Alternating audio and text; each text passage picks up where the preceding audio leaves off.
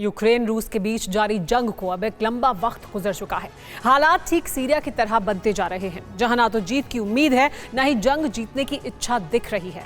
बस बारूद और हथियारों की बर्बादी हो रही है। लेकिन इन दोनों ही वॉर जोन में एक बड़ा अंतर दिखता है, और वो ये है कि यूक्रेन के वॉर जोन में बहुत कम समय में ही हथियार और बारूद का नुकसान सीरिया के मुकाबले बहुत ज्यादा हो गया है। यही वजह है कि यूक्रेन के बाद रूस ने भी मदद का विकल्प तलाशना शुरू कर दिया है।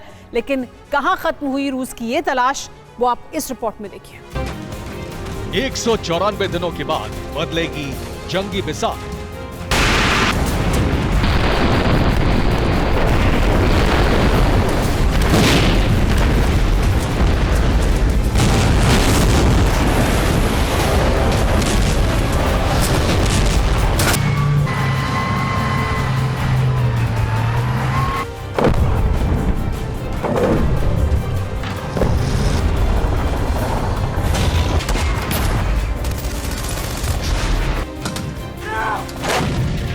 सवाल इसलिए क्योंकि रूस ने जंग की जो बिसात यूरोपियन मुल्क और अमेरिका के खिलाफ सजाई, उसमें वो खुद मध्य तक पहुंच चुका है, जहां पीछे रशियन सेना तो है, लेकिन इस सेना के टिके रहने की उम्मीद मॉस्को में बैठे थिंक टैंक्स को नहीं है। और क्रेमलिन भी इन थिंक टैंक्स के आकलन से इत्तेफाक रखता है।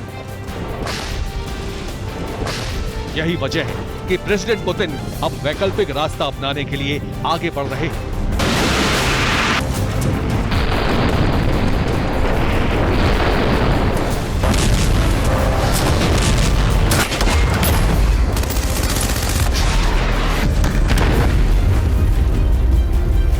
बारूदी बिसात पर मचे हाहाकार को 6 महीने से ज्यादा वक्त गुजर चुका है। इन 194 दिनों में रूस ने बेतहाशा बारूद बरसाया। जवाब में यूक्रेन ने भी पूरी ताकत का इस्तेमाल किया। मददगारों ने यूक्रेन को हथियार सप्लाई किए, बारूद दिया, तकनीक दी, लेकिन पूरी दुनिया के सीमित संसाधनों से इस जंग को कब तक खींचा जा सकता है?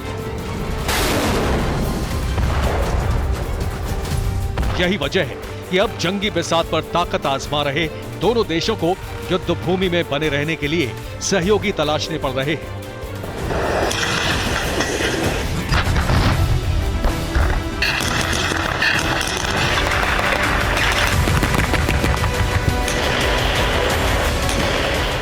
यूक्रेन शुरुआत से ही जंग में बने रहने के लिए सहयोगियों से हथियार हासिल कर रहा है, लेकिन अब बारी रूस की है। वो भी इसलिए क्योंकि ताकतवर मुल्कों के पास भी संसाधन सीमित है, और ये कोई अनुमान नहीं है, बल्कि इससे जुड़े कुछ अहम सबूत मिले हैं। तो क्या रूस के हथियारों का जखीरा खाली हो गया है? क्या रूस को जंग में हार का एहसास होने लगा है? और क्या रूस विध्वंसक हथियार इस्तेमाल की सोच रहा है? सवाल काल्पनिक हालातों की बुनियाद पर नहीं उठे, बल्कि इन सवालों के उठने का कारण है वो सबूत जो एक डील की शक्ल में सार्वजनिक हुआ है। और आपको जानकर हैरानी होगी कि रूस ने जिस देश के साथ बतौर सहयोगी ये डील की है, वो हर कीमत पर रूस की मदद करने को राजी है। अब अगर आप चीन के बारे में सोच रहे हैं, तो आपका अंदाजा बिल्कुल गलत है, बल्कि ये वो देश है जो अमेरिका की अदावत में चीन से भी ज्यादा खतरनाक है। बात हो रही है नॉर्थ कोरिया की।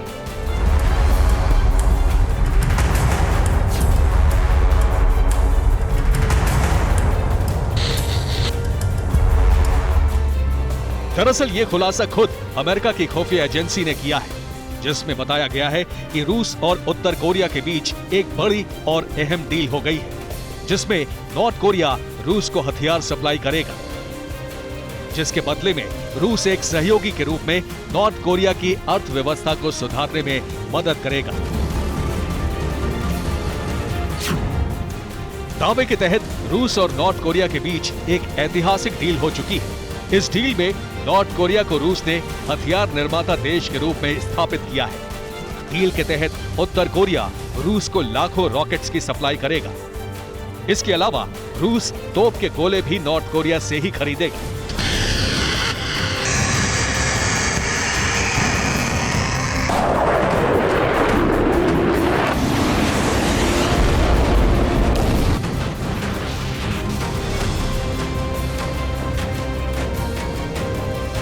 अब ये डील हैरान इसलिए करती है क्योंकि इस डील से रूस की ताकत और अस्तित्व पर सवाल खड़े होते हैं। दरअसल रूस वो मुल्क है जो खुद हथियार निर्माता और निर्यातक है। इसके अलावा रूस का रक्षा बजट अमेरिका को ध्यान में रखकर ही तैयार होता है और वो अपनी जरूरत के हिसाब से नए नए एक्सपेरिमेंट के तहत शक्ति में बढ़ोतरी करता है। लेकिन यूक्रेन से जारी जंग के बीच हालात हथियार खरीद के लिए डील तक आ गए। दूसरी तरफ हैरानी बढ़ाने वाला कारण यह भी है कि रूस ने हथियार खरीद के लिए चीन को नहीं चुना बल्कि नॉर्थ कोरिया को चुना, जबकि अदावत के मोर्चे पर चीन से सौदा ज्यादा मुनाफे वाला साबित हो सकता था। हालांकि रूस और नॉर्थ कोरिया की डील का एक सिरा अमेरिका की दादागिरी को जवाब और चुनौती देने की तरफ भी खुलता है। इस रणनीति के तहत रूस उन छोटे देशों को अपना सहयोगी बना रहा है जो अमेरिका के मुकाबले ताकतवर तो नहीं है, लेकिन उन्होंने अमेरिका की नाक में दम कर रखा है। और दूसरी सच्चाई ये भी है कि इन देशों के शीर्ष नेतृत्व की सनक से अमेरिका भी डरता है, जिसका एक उदाहरण ईरान भी है। इससे पहले रूस ने ईरान के साथ एक अहम रक्षा डील की है। इस डील के तहत रूस ने ईरान से अटैकिंग ड्रोन्स खरीदे हैं। इन अटैकिंग ईरानी ड्रोन्स की पहली खेप रूस पहुंच भी चुकी है और दावा किया जा रहा है कि इन ड्रोन्स का रूस ने यूक्रेन में इस्तेमाल भी कर लिया है। जाहिर है अमेरिका को सीधी चुनौती देने और उकसाने वाली रणनीति के तहत ही रूस ने ईरान के ड्रोन्स का चुनाव किया। अमेरिका की मुश्किल बढ़ाने वाली रणनीति के तहत नॉर्थ कोरिया के साथ ये डील की गई है। हालांकि रॉकेट्स और तोप के गोलों की डील उस समझौते का हिस्सा हो सकता है जिस पर प्रेसिडेंट पुतिन और किम जोंग ने लेटर एक्सचेंज के जरिए मोहर लगाई थी। इस समझौते में गर्त में जा रहे नॉर्थ कोरिया को बचाने का सौदा हुआ था। रूस और नॉर्थ कोरिया के बीच हुए समझौते के तहत नॉर्थ कोरिया ने 1 लाख सैनिक यूक्रेन भेजने पर सहमति दी है। इन सैनिकों में 60% वर्कर पुनर्निर्माण करने वाले इंजीनियरिंग फोर्स के होंगे। इनके अलावा 40% सैनिक रूस के नियंत्रण वाले डॉनबास रीजन में तैनात होंगे। इसके एवज में रूस अर्थव्यवस्था सुधारने में नॉर्थ कोरिया की मदद करेगा।